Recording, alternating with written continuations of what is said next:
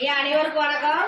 இன்னைக்கு நமது பாச மார்க்கெட்டாலை பாச முதியோர் இல்லத்தை பார்வையிடுறதுக்காக கேஆர் ஃபேமிலி, டிடிகே பழனியன் ஃபேமிலி இவங்க நம்ம பாச மார்க்கெட்டாலை பாச முதியோர் இல்லத்தை பார்வையிட வந்ததும் இல்லாமல் நமக்கு உணவுக்காக அரிசியும் ஸ்நாக்ஸு சோப்பெல்லாம் வாங்கி கொடுத்துருக்காங்க.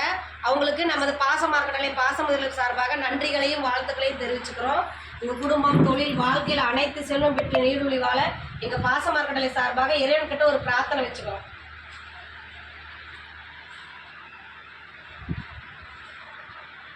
எங்களுக்கு உணவுக்காக அரிசியும் மற்ற இதர பொருட்களும் வாங்கி கொடுத்த கேஆர் ஃபேமிலி, டிடிகே பழனி ஃபேமிலிக்கும் எங்கள் பாச மார்க்கெட்டாலை சார்பாக நன்றிகளையும் வாழ்த்துக்களையும் தெரிவிச்சுக்கிறோம்மா.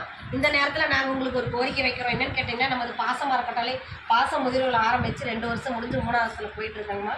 இப்போ நிறைய பேர் நீங்கள் வந்து கேட்டதுனால இட வசதி பத்தாதனால சொந்தமாக இடம் வாங்கி கட்டடம் அமைக்கலான்றப்போ நாங்கள் அரசாங்கத்தில் அனைத்து விதமான அனுமதி வாங்கியிருக்கோம்.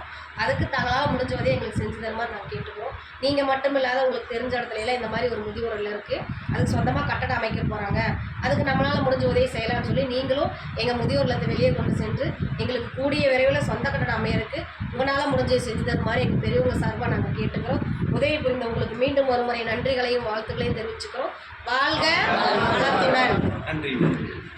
அப்படியே வந்து சேர்ந்து ஜாயின் பண்ணுங்க.